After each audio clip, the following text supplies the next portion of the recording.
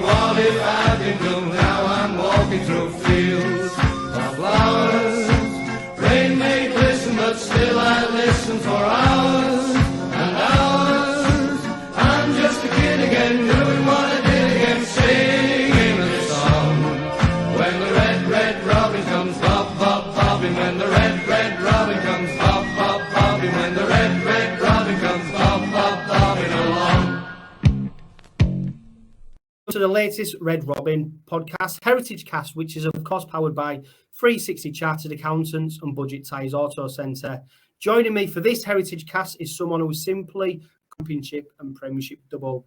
Renowned in both Australia and England for his great hands, speedy attack and icy composure, our latest guest is Rovers royalty and someone who certainly enjoyed a stellar rugby league career. And it is with great delight that I'm able to introduce Mr. John Dorahy. How are you doing, John? Hi, Chris. Terrific. Thanks. And thanks for the intro. Gee whiz. Wow, that is royal. Thank you. Yeah, no problem, John. And for people who are not familiar with what you're up to, I mean, it's been probably a while since you've been over to England and connected with Rovers fans, etc. Yeah, I know you've got to move into politics and you're busy over in Wollongong now, aren't you? I still have a day job, as I call it, plus being a councillor here at Wollongong. I've been there on council for over 10 years. My day job, I've been there for going on 16 years now. And it's a busy lifestyle. It's not unlike having been involved in rugby league. It's full on, and the darling wife Linda has to put up with a great deal. Yeah, and I know when we announced that you'd be coming on the podcast, we got a great reaction from Rovers fans because obviously you are really fondly thought of and it was a rugby league heyday back in the 80s with some outstanding success for the club. Briefly, how do you sum up your time at Rovers when you look back now? Oh, Chris, that's a very easy answer for me.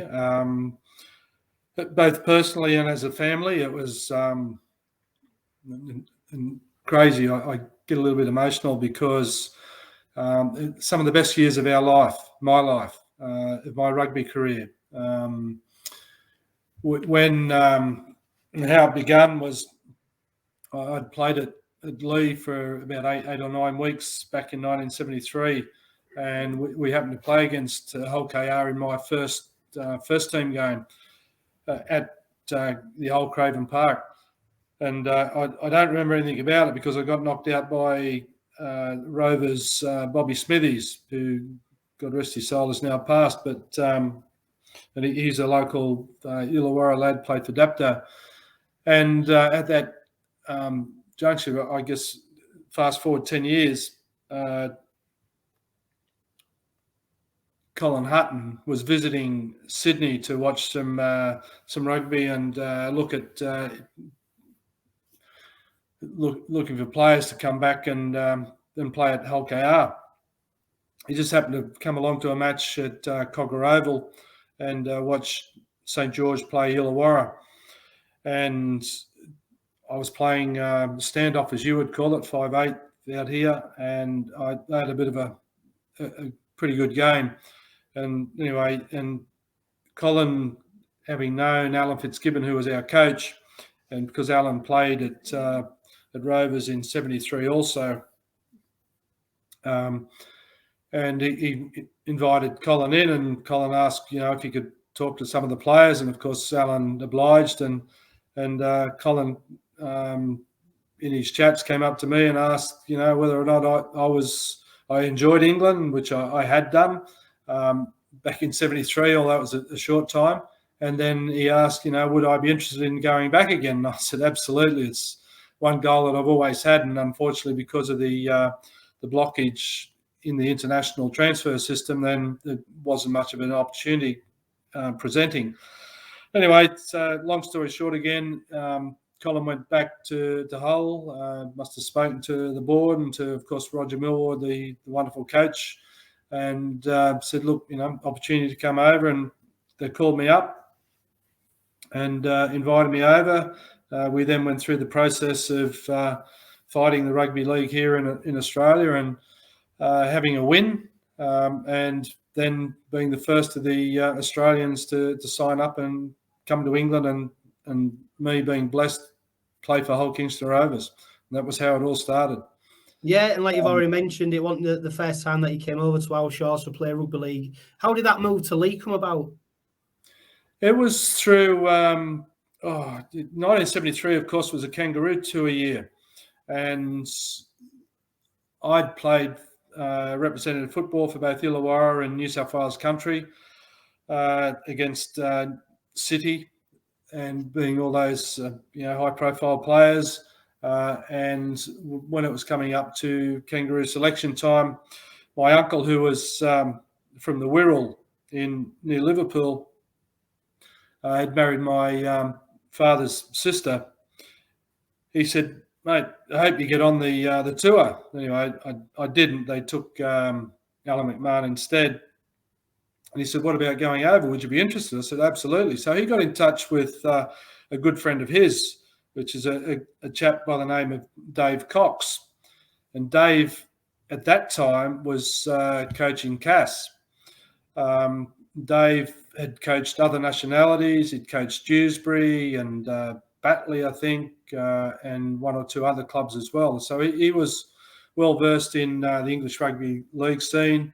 And Dave then made contact with Jack Hilton, I think it was at the time, who, of course, I think the old Leigh ground, Hilton Park, was named after the Hilton family, or after him as a namesake. And they invited me to come across, and my cousin Tony came with me, and we spent about 8 or 9 weeks there playing first and second team rugby. And what did you notice as the main differences between playing over in Australia and obviously then coming across to England? Well, back at that time, and I don't think it was anything too dissimilar when I did end up coming to whole Kingston Rovers, was the speed of the game was a little bit slower, but of course the grounds were a little bit heavier, and the training was probably a wee bit different. There's a fair bit of touch and pass played in warm-up and all that type of thing, which wasn't here in Australia. But it took me back to enjoying the love of the game. And that was probably one of the big things that came out of going back to in 83 to whole KR, was that under Roger Millward, it was one of, well, come on, lad, you know how to play the game. Get out there and do your thing, and the rest will look after itself. And good quality team, good quality players, a tremendous quality club, and it was a very successful time. Yeah, and obviously for people who are watching and listening to this, John, you enjoyed a really successful career over in Australia, and you're obviously highly thought of at Illawarra. You was the first ever captain of the club. Tell us a little bit about the setup of rugby league in Australia then, because obviously we're familiar with the NRL now and the teams who are in there, but obviously it was a lot different back then, wasn't it? Yeah, absolutely. 73, it was country football. Then you played against the big boys who were playing for the Sydney clubs, and it was only the New South Wales Rugby League back then, which is confined to the Sydney region. I left West Illawarra down here, where I was being coached by Warren Ryan at that time, who was certainly well-regarded coach, but an up-and-coming coach, if you like, potentially for Sydney.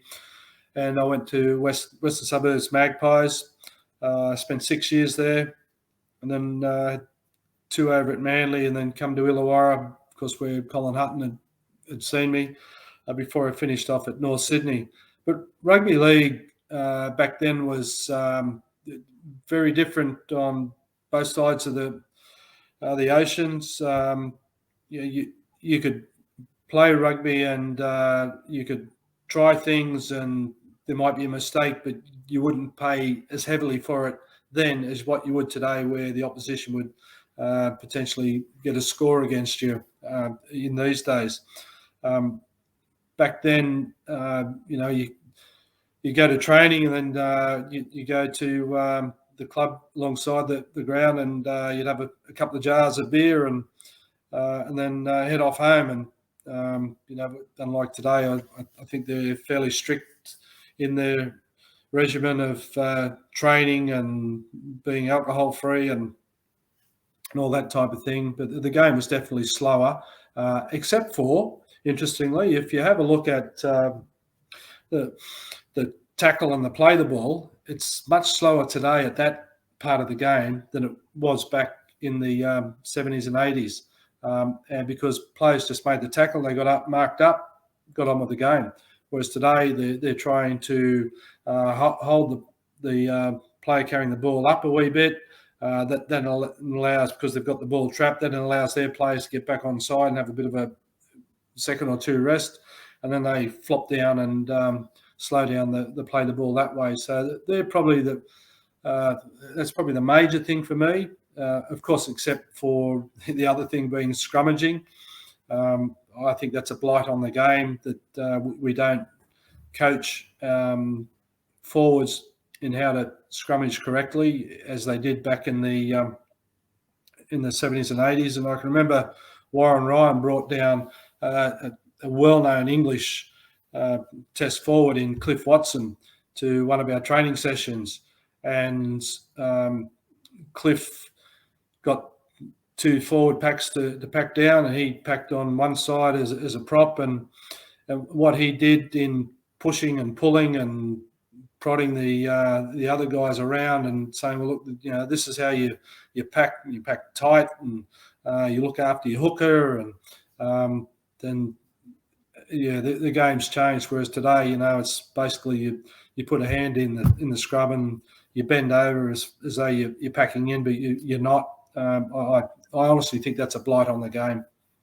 Yeah, and it's probably gone forever now, hasn't it? I don't think it'll ever return. Obviously, with COVID, we saw scrums go and not part of the game. Obviously, in England, they've made a return, but it's an element of the game that many people wish was coached more, was introduced more. But obviously, the rule makers aren't too keen, it seems, on scrums, are they? But it was an interesting observation you made about the speed of the game. And do you think that speed of the game is it's almost fight or flight? You was renowned for ball in hand and your ability to make quick passes, etc. When the game's being played so fast, did you react really well to that? Because other players don't, do they? They need a bit more time. Did you react really well to the speed of the game, and do you think that enhanced your ability to play? Yeah, absolutely. I guess growing up, we used to go down to the local park and play touch with, or even tackle at times with my local mates.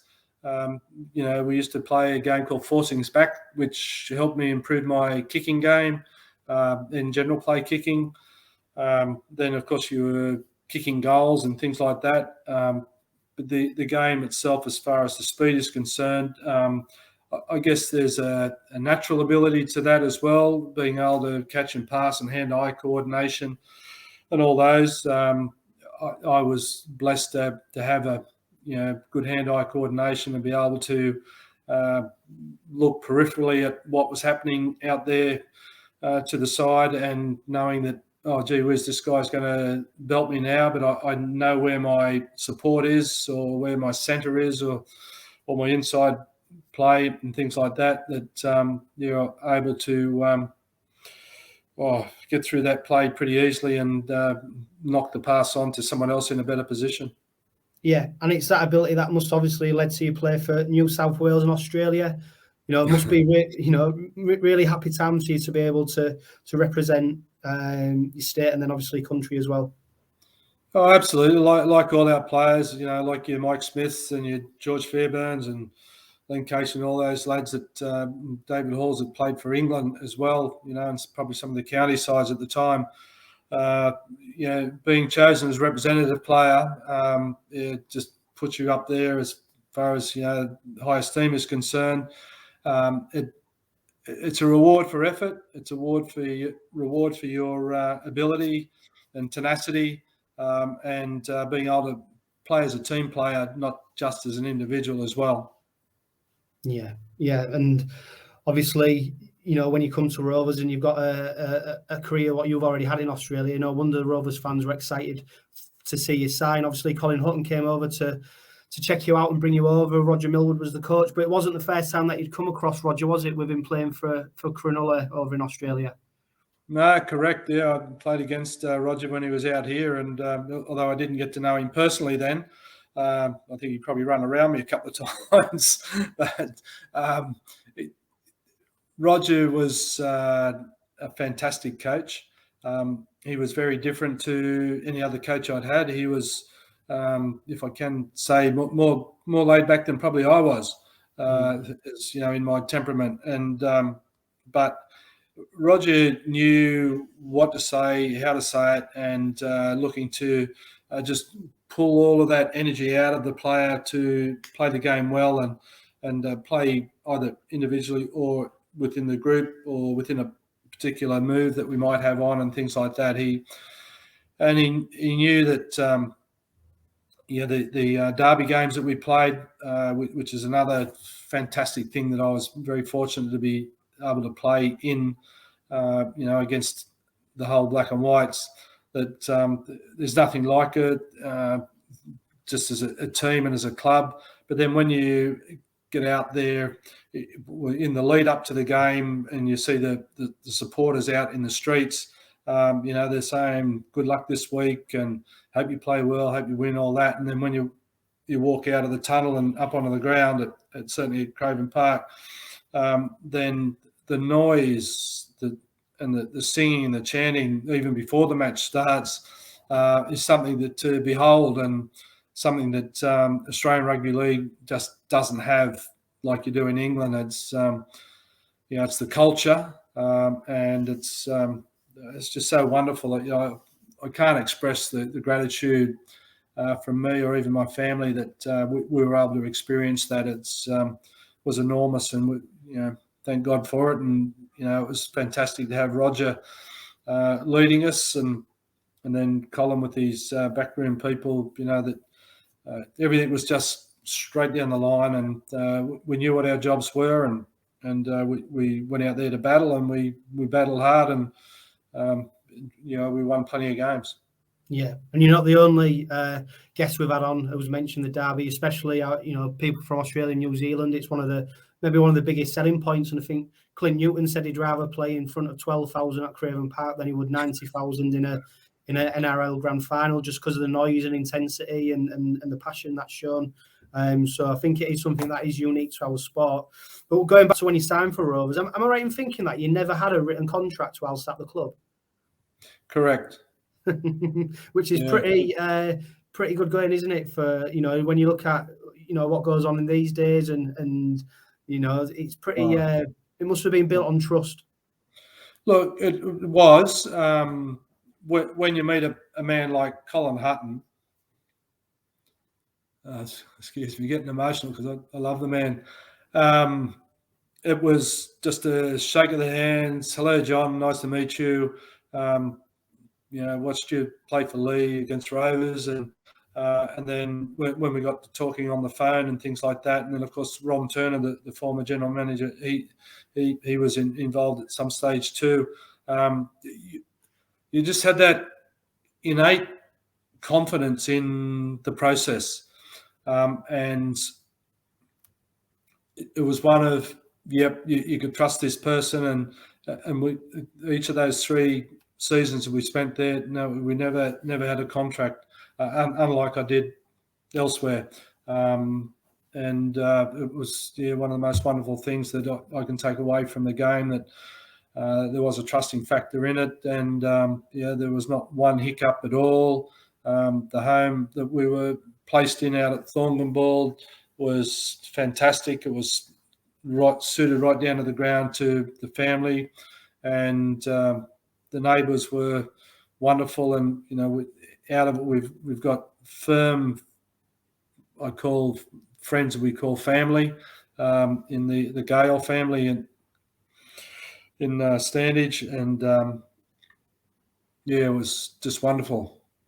Yeah, I was going to ask you about that, John, because how important is it that as much as that you're looked after, that the family's looked after as well? Because we've seen some players come over to England and probably struggle because the family's left behind in Australia or New Zealand, and you sometimes see them struggle to settle. How important was for you that you was looked after, and then obviously your family were looked after as well? Well, it was really Colin that put it forward.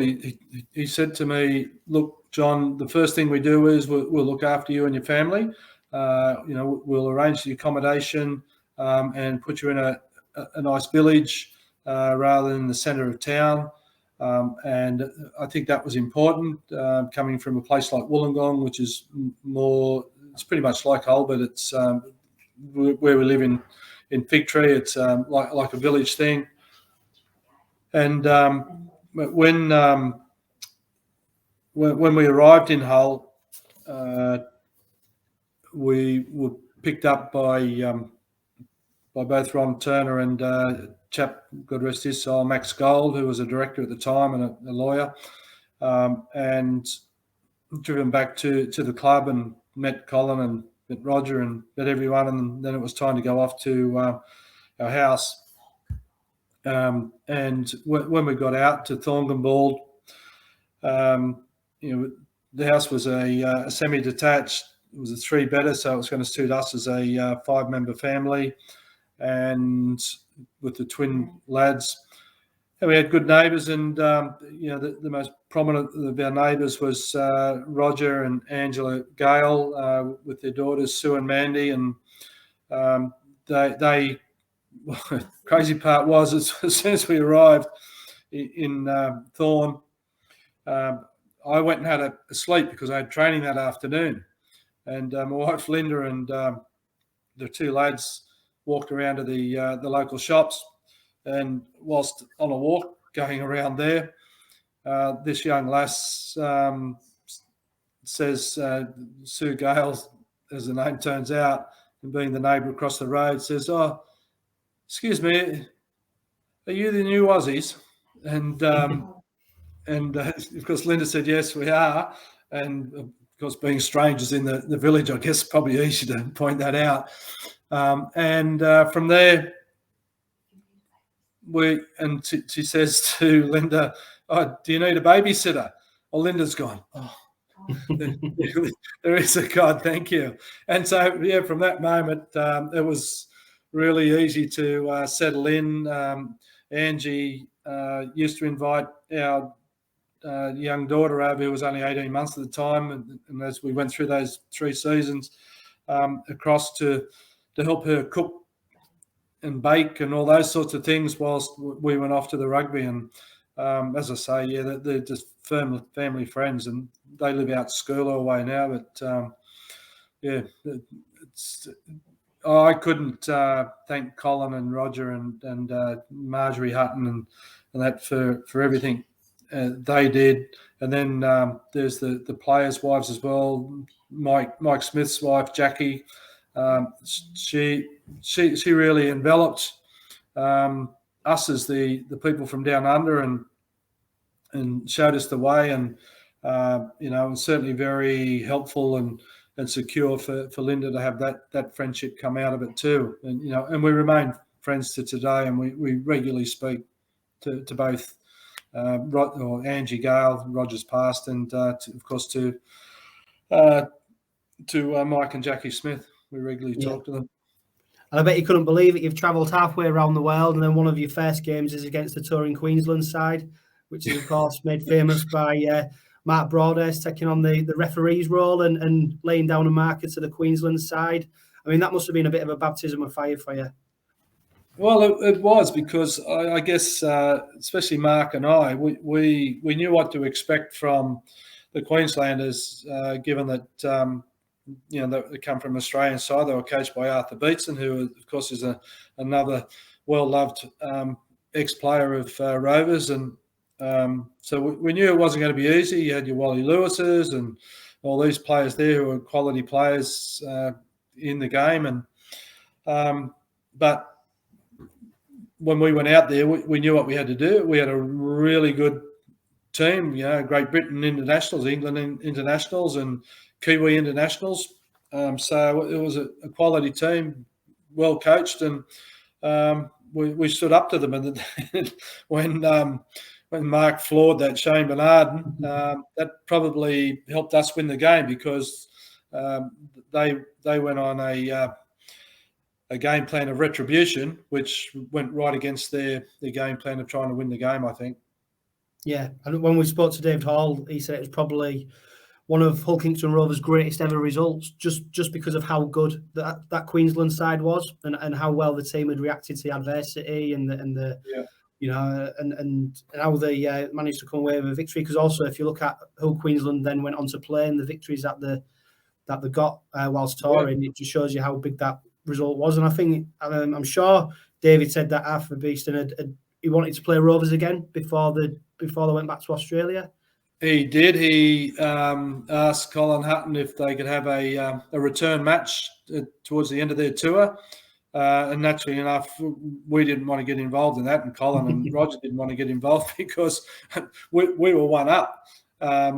Who cares about the result for them? We're just happy to have beaten Queensland and got one up on the Aussies. Yeah, but that 83-84 season, John, it couldn't have gone better for you probably as a player, and it couldn't have gone better for the club, could it? 27 appearances, 18 tries, 74 goals, 222 points. Obviously, you won the Harry Sunderland Trophy, Division 1 champions, Premiership winners. You know, for a fair season, it's not bad, is it? Oh, mate, it's the best. I don't think I could have asked for anything more in the first season. And, playing with those lads, it just showed when you play with quality players that your own game lifts and everyone else is lifting as well.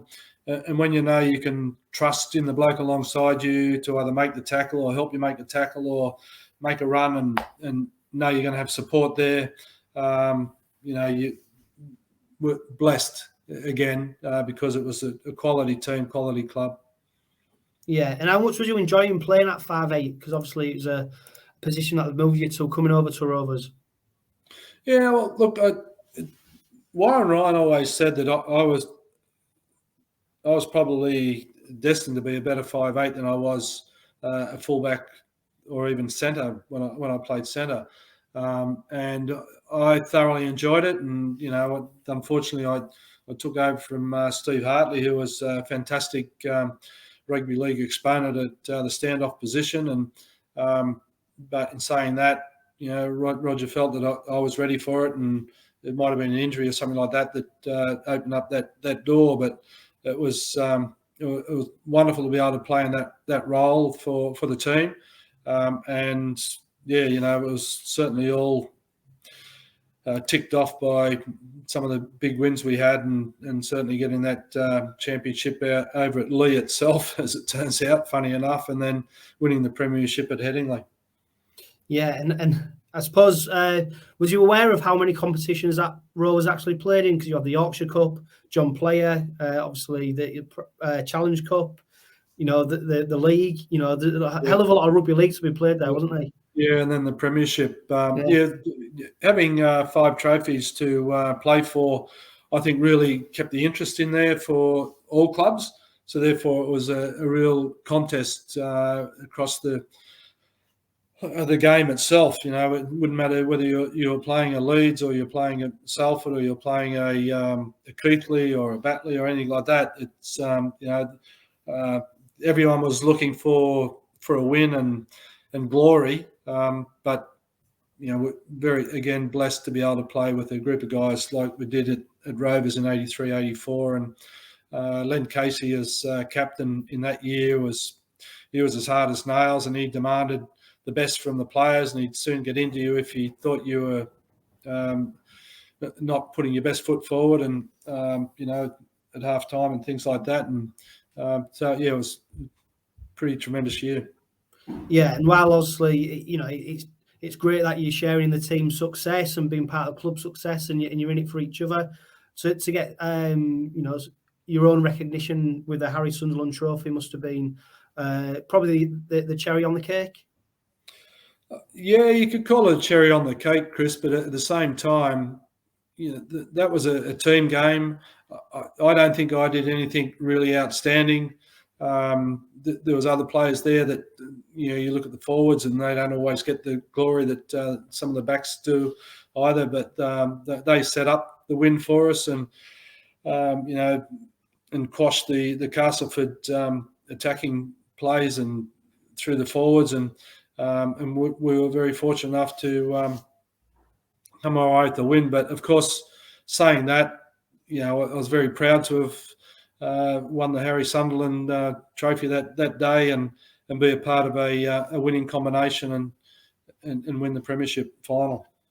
Yeah, and what stands out for me is the blend of players that Colin and Roger had managed to assemble. We had the guys from overseas like yourself, Gary Prom, Gary Smith, Matt Broadhurst, but there was a really good sprinkling of local lads as well. And I think that blend was what really paid dividends for Rovers in the end. How important was obviously how Roger set you up on the pitch, but also away from the pitch? How did you interact with each other? The relationships that you all formed, how important was that? Very important, the same as it is at any club. If the players aren't getting on off the park, then it's highly unlikely that you're going to get to go play well on the park, at the higher level that you want them to play at. There was plenty of guys within the team that travelled as well, down from York and Leeds and Wakefield, Andy Kelly's and the like. Dave Watke was coming down from, and Dave Laws were coming down from York. Then you had the Chris Burtons from Leeds, and who else? But there was plenty of travellers there, and they're always there for training. And whether it was a cold night or a warm April evening and things like that, it was just a terrific bunch of blokes. We always had a beer after training, and some didn't always have a beer. They'd just have a cordial of some sort and then hop in the car and head off home. But it was plenty of banter, and they call you for making a big mistake or missing a goal and things like that. But of course, as much as I kicked some goals that year, George Fairbairn, to me, was a wonderful exponent of the goal kicking duties, and I think only that he was probably injured at times, and he probably felt as though he wasn't up for kicking on a day that I got the opportunity to kick some goals. Although a wee bit different in how we kicked. Yeah, and it's something we always bang on about on the podcast, and it's something Josh Mantellato said to us about the importance of goal kicking. How seriously did you take it, John, goal kicking? Because obviously, you got a tremendous record, and you got the name Joe Cool for a reason. But how much focus and how much training did you do to make sure that you was able to perfect your technique? From a young age, Chris, I practiced goal kicking, forever and a day, for all hours. Sometimes mother would be calling down the street, "Get yourself home," and things like that. When I went to Sydney, I practiced before and after training sessions, and certainly on a Friday night before we play on the weekend, I'd get 3 or 4 balls and pot them over from different areas on the field, and the same when I got to England, because the balls were different. And they weren't leather in England at that time. I had to feel as though I got used to it, and even though George Fairbairn was kicking at the time, I just felt as though I needed to be ready should I be asked to step up, and it made it easy by practicing. That's for sure. Yeah. And then these days, John, players have a long season. They then enjoy a holiday, have a rest, recuperate, and then come back for pre-season. But not back in the 80s, was it, John? You went back to play for the Illawarra Steelers, probably return as a bit of a hero. How do you do it, John? Physically, how did you do it on the back of such a long season to then go back to the other side of the world and then play rugby league again?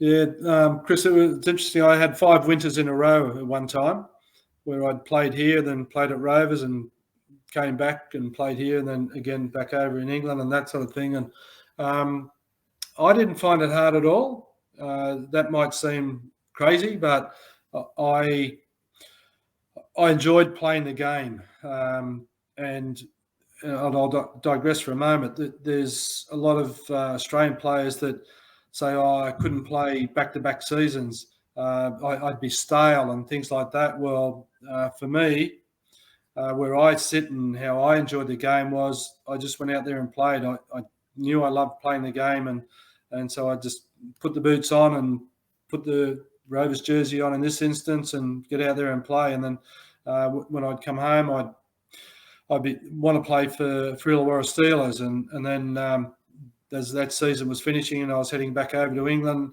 I'd be just gearing myself up to play for Rovers. And when I get there, I'd be chomping at the bit to play. And but the interesting side effect of that is that I didn't have to do a pre-season or off-season training sessions, which I think are much harder than training during the season.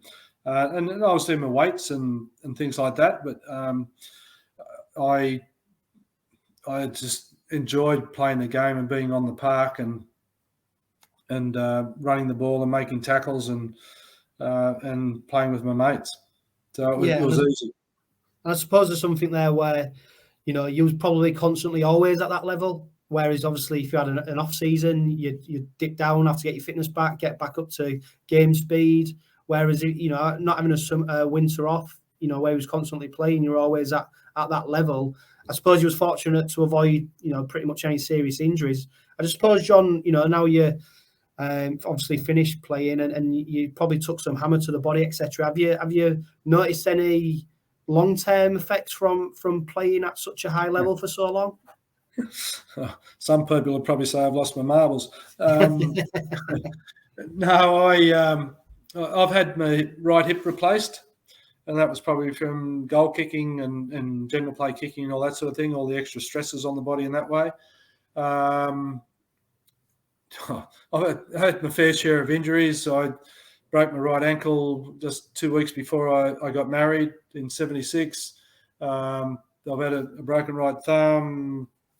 I've done medial ligament on my right knee back in 1980 before I went to Rovers, and I've fractured cheekbone in England and broken my nose a couple of times in England. I've had my fair share of injuries, but I haven't had anything that's been overly debilitating beyond rugby league. No. Yeah, well, that's great news and good to hear. And you didn't return for the 84-85 season. Rovers actually won the championship but lost the premiership to St Helens. How disappointed was you that he was not able to come back and sharing that success with Rovers? Very, very disappointed, actually. At that time, we owned a business here in Wollongong. It was a fitness centre called John Dorahy's Fitness Centre, and it was going well, but unfortunately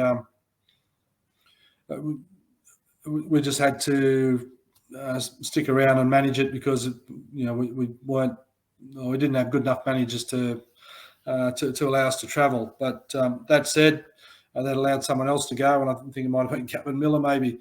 I guess it was probably a time for me to have a rest, and that was one of those times. And I did have a pre-season then, and so it was good to get that back into steam and and get back over to Rovers at the end of 80. No, when was it? 85. Yeah, 85, 86. But it was prior to that. Brian Smith, a coach that many people will be familiar with over here in England, dropped a bit of a bombshell, didn't he? And he thought about should be dropped down to the reserves or he should be going back to England a bit sooner than maybe what you wanted to. Yeah. And look, that may have been in just going back to what you're saying about having an off season, etc., and playing consistent football over a couple of seasons. I was probably a wee bit tired and down on energy and that sort of thing when I come back and played, and I think possibly I wasn't as enamoured by Brian Smith's coaching at that time, and I guess everything sort of fell off the rails a wee bit, and he came to me and said, "Look, John, I think might be a time for a stint in second team." And I said, "Oh, look, you're the coach, mate. That's up to you. But look, I think I'm ready for it and to play first team again and finish off the season as well as I possibly can. Anyway, as it turns out, I didn't get dropped, but I certainly picked up my game and finished it off, and then able to go into the next off season. Yeah, he came back for 85, 86. Was there any other teams sniffing around at that time, John? Because obviously not being under contract to Rovers, if people got wind of that, it'd probably been easier to put a contract in front of you. To be honest, Chris, I really can't remember. And if they were, it wouldn't have been entering my mind to go anywhere else but Rovers if the door was open there. It might have been probably more likely I'd have stayed home and just carried on playing in Australia because we just enjoyed being at Hull so much. Yeah, and that 85, 86, incredible really when you consider, I think Rovers played over 40 games. You played 37 games, John. They reached the final of every single competition that they played in. We've just been talking about, the effects on your body and fatigue and stuff like that. But to play such a long season like that, John, was must have been incredible. Energy zapping, but also must have been, really thrilling and enthralling because you're constantly in big games. You're always, in front of big crowds, and you're always striving for that next competition. Yeah, absolutely. That was. Aside from winning the first club to have won the double in 83-4, this particular one was a real highlight because we were playing so many games, and that was like playing 2 seasons in one season for me, up around that 20-odd games that we play over here and 40 over there. But the interesting part was when we got to the back end of the season was that we had 10 games to play in, what was it, 7 or 8 days? Like 19, 20 days, I think. That's crazy, right. wasn't it? So every other day there was a game on, and so Roger Millwood, very smart thinking, gave guys a rest and didn't make them play either 1 or 2 games, and they let them play every second or third game type thing in the run up to that end of season. And I think that probably had a big telling factor on where we're at when we got to those end of season games. Yeah, and I think obviously the fact they played the Yorkshire Cup final, John Player Trophy final, you'd already played a huge amount of games before you'd even reached sort of the midway stage of the season and then faded away through the season. But when you look back at them finals, obviously beat Castleford 22 points to 18 at Headingley. Then lost to Wigan in the John Player Trophy, 8 points to 11. And then you look at the back end of the season, and it's probably reflected in just how many games that you played when losing to Wigan 47-0 at Central Park. That run of games would take its toll on anybody, wouldn't it? And also, it was a time when squad sizes weren't huge, were they? No, correct. Yeah, absolutely right. There was always going to be a downer when you're playing so many games close to each other. And then you're relying on your second team players, and then of course they've got to finish their competition and things like that. So you're running the gauntlet for injuries. You're running the gauntlet for just general fitness and tiredness of mind and things like that. But I must say, Roger and Johnny Moore did a hell of a job getting everyone up. Yeah, and an incredible season. Finals, derby victories, but there's 2 games that stand in the memory of a lot of Rovers fans, and that's the Challenge Cup semi-finals versus Leeds, and then the subsequent replay. 24 points to 24 at Ellen Road. Obviously, an incredible game, but for you personally, John, it was an interesting day, wasn't it? Did you suffer a broken cheekbone? I did, yes. Yeah, broken cheekbone, and had an operation on it and cleaned it up and just went straight back out and played on the following Wednesday night. It was a big thing, but I was up for it. There's no gain in no pain, so have a go. Yeah, it was an amazing period because we just had. We really wanted to win. We wanted to go to Wembley, and we wanted to try and emulate the 1980 side. And wasn't to be, of course, but at the same time, when we played down there in the second game at Ellen Road, we were just so much on that, it was just one crazy game, and everyone played to the top of their game, and Paul Harkin played well on that night, and we got the money, and we're off to Wembley, which an extremely exciting and humongous time. It was unreal. Yeah, I think in that replay, 30-odd thousand at Ellen Road, Roger Millwood said it was probably one of the most complete performances he'd ever seen from Kingston Rovers. Did you feel, John, that some games that you played where you could just get a sense that everything just clicked? It was almost you was untouchable, that things just were meant to be? 100%. Yeah. You take the first Challenge Cup round. We played a derby game against Hull at Craven Park. And just the day before, actually, I had to drive my wife, Linda, and daughter to the airport, and they were jumping on a plane to go home and look after our business that the manager had run off. And so I was there with our two lads, and and this was a derby game to start with, and then it was a Challenge Cup game for the end glory that always comes up in May.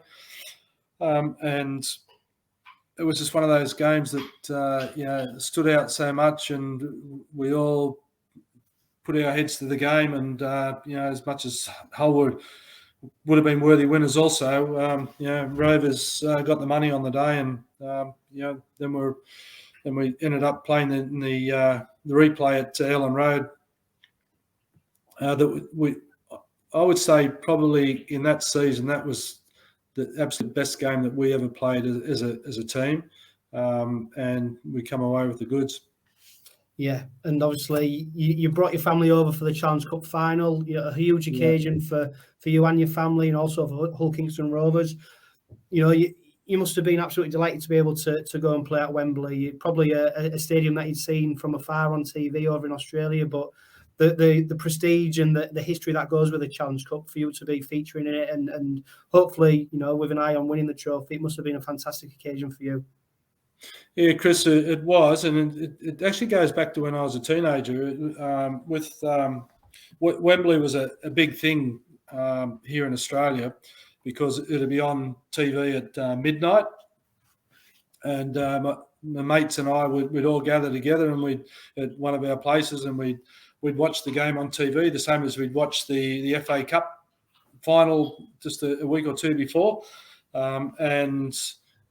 So looking at Wembley and the aura of Wembley, and the hearing the singing and the chanting, well before, during, and after the games, was a very enticing factor in wanting to play in England. And then in actual fact, I mentioned Dave Cox earlier, who arranged for me to go to Leigh. He said, "John, you never know, mate. You might be able to," or he said, "You never know, lad." He said, "You might be able to play at Wembley one time." Well, he was certainly looking well ahead of time, and having that chance to go down with Hull KR was one of the major top three highlights of my career. Yeah, and obviously on the day things didn't quite pan out how we hoped, did they? With Rovers suffering a 14 points to 15 defeat to Castleford. Obviously the final is well remembered for that miss at the end for goal. John, obviously talk us through that, because I know that prior to that kick, when you'd been warming up the day before at Wembley, you'd actually taken a kick from exactly the same spot and nailed it. Yeah. How bizarre is that? We're out there having a walk around Wembley, as they do on the day prior, and Jack Unsworth, our gear man, he brought a couple of balls in and bucket of sand, and said, "Oh, let's just go off here." And I still had my trousers on and shirt and all that sort of jazz. That I wasn't in any playing gear, and we went down to virtually the very same spot. And the reason we went to the edge of the sideline was that around about a metre and a half outside of that, there was about a 4-inch drop. down off the turf. And so it was just by practicing, really. And anyway, yeah, I kicked it on the Friday, but couldn't quite get there on the Saturday. I think it must have been the crowd blowing the wind, whatever. No idea, but very unfortunate, that one. But in saying that, I don't think that was the critical kick. To me, I always remember it as though it was yesterday. In the first half, we scored a try to the left of the uprights, about between the middle of the uprights and the sideline at the change room end, and I was kicking and I missed that goal, which 99 times out of 100 I'd probably get, and I think that was more the difference than it was that final couple of minutes after John Lydiate had scored in that right-hand corner. Yeah, but I think Colin Hutton said, to be fair, it might not have been your fault, that one, John, because did Gary Prom, put it down in the wrong place, or when he tried, he didn't give you the best chance of maybe getting that kick where he could have maybe helped you a bit more by putting it closer to the post? Oh, was it? Yeah, okay. Sorry, it was Promesy, was he? Yeah, John Lydiate scored in the last, Leeds, in the semi-final. Don't take away from Promesy. He's one of the most professional rugby league players I've ever met, played with, and played against in my life. All he wanted to do was get the ball across the line and give us a chance. He did his best. I did my best, but unfortunately, it just didn't quite go between the uprights. Yeah, how did you deal with that personally, John? Because many players, that could make or break a play, couldn't it? It's such a big moment in a huge game, 90 odd thousand people watching you, probably millions watching on TV. How did you deal with it in the next few days after that? I was devastated. I wasn't happy. I went over and over again, what would I do differently? And you can tell by what I've just said now that I remember it as though it was yesterday. It's probably, out of my career, one of the top two things that I regret having not been able to achieve. Yeah, and obviously the problem with that is, you'll be forever if you go onto YouTube, John. That clip, that video is unfortunately one of the most viewed clips. But it's I wonder, did you have to change your technique to make that kick from what you would normally do? Because you mentioned the pitch was a little bit shorter from the edges. Yeah. I actually, in hindsight, I reckon I should have taken a shorter run up and not step down. Either that, or I should have taken a step back away from the ball with a practice run up and tried it out that way before I'd come back to actually kick the ball. Whereas on that occasion, I set the ball up, everything was right, but as I stepped back up off the running track area, if you like, up back onto the turf, then I must have put myself a little bit out of measure going forward, and I've struck the ball beyond the parallel level, and I've pushed my foot to the right, which then of course pushed the ball across the face of the post. Yeah. And that was the final game in what was a pretty incredible season. You returned to Australia once again for a player coach role before returning to Rovers for your third and final season at the club. You played 30 times in that final season, top point scorer once again. But obviously the season didn't quite pan out as previous ones. Could you start to see a bit of a decline? I think a number of players started to leave, and I think financially the club was starting to suffer maybe. Could you see a decline while you was there? I wouldn't say a decline. I think it was probably more the fact that the other teams were catching up. Rovers was still a very competitive and strong team, but we had quality overseas players. We had superior players from the local area, and the English blokes were fantastic. I think we just probably made too many mistakes on the day and didn't quite get the money in the games, and of course that made us fall short. Yeah, and talk to us about how you finally your Rovers career came to an end, and how you went back to Australia. Yeah, so 87 was the end of that, and I didn't feel as though I'd be back, and I think Rovers were, because of the year they had, they probably needed to have a change, and I wasn't sorry for it. It was just the way it was. In actual fact, I went back and played at North Sydney, and Frank Stamp was my coach that year, and he wanted me to stay on for 88. And so I ended up staying there for 3 seasons. Yeah, rolling back the years there, John. So how old was you when you played for North Sydney? Oh, golly, I was 33 to 35. I think, 32 to 34 or something like that. Yeah. Well, it's fair to say you enjoyed a fantastic career at Hull Kingston Rovers, but that wasn't your time in England over, was it? Because you made a return with Halifax as a player coach role. Yeah, Chris Anderson got in touch with me when I was at Norths in '89 and said, "Oh, John," he was talking to David Brook, the chairman, and said, "Oh, would you be interested in going over as a player coach?" And of course, us loving England and having missed 88, 87 and 88, we decided, we'd love to go back. So we took it on, and David Brook agreed to go over. The contract was signed on that occasion prior to going, and we thoroughly enjoyed it, even though we were in the second division. Yeah, and you had coaching stints at Wigan and Warrington. Wigan, although it was a success on the pitch, a few wranglings off it. Yeah, you know what? The challenge was that a couple of things here. One is normally the coach gets his set up how he wants it to be. I don't think Jack Robinson, the chairman, allowed me to set it up in the way that needed to be set up for a winning formula.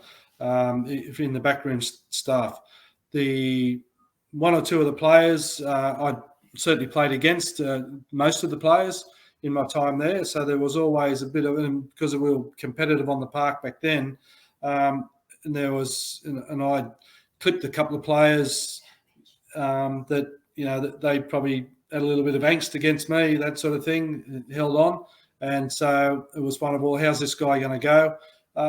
We started off a little bit gingerly because I changed a few things that were there previously that I felt that we needed to change up, and I brought some really good plays and potential from my time at Newcastle as an assistant coach there with David Waite, and we were heading in the right direction, and we got there in the end, but by that time the other thing that happened was off the park, and it had nothing to do with me.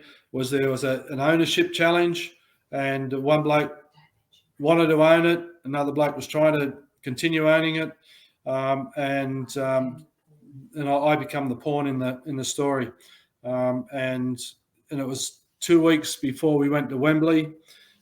Jack Robinson had been at a board meeting, and he called around home after that, and we had a cup of tea, and he said, "Oh, John, look, I'm not here for good reasons." I said, "Oh, what's that?" And he said, "Oh, well, look," he said, "it's either me or you." He says, "I'm the chairman, so it's you. You're gone." I said, "Oh, okay, so what? No way back from this?" He said, "No, mate." And he said, and again, he told the story, and it just went south from there, and we went to Wembley, we won, but there was no coming back from it. Yeah, And of course, you're not the only Dorahy to have a connection to old Kingston Rovers with your son signing for the club back in 2002. I think you made nearly 30 appearances. You know, for you personally, it must have been a very proud moment to see your son line up in the red and white of Rovers. 100%. Proud as punch that one of our lads would go back to Rovers and play first team rugby with a club that we love dearly, and Dane loved dearly, and it was, that was the one thing that when he got the opportunity, he was proud as punch to be able to follow in the footsteps of his father, and as every son is in that regard. And I think he did all right by the sound of it, and he's done pretty good himself. He's now head coach of South Sydney Rabbits' second team, and so he's gone down that pathway now. So you never know.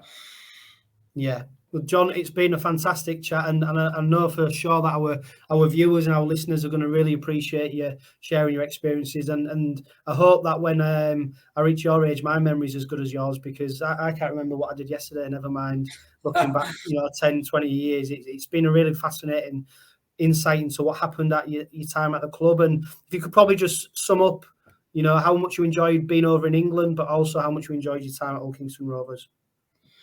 Yeah, thank you, Chris. I was actually going to say I'd love to just finish off with a couple of things. One is we love, as a family, to go to England and to be in Hull, to be a part of the whole Kingston Rovers family, and to live out at 𝓡𝓸𝓫𝓲𝓷𝓼 and have such great family friends as the 𝐂𝐿 family, to then have great family friends from the playing group as well, and we're hoping to catch up with a number of them when they come out to watch Great Britain play here at the end of this year.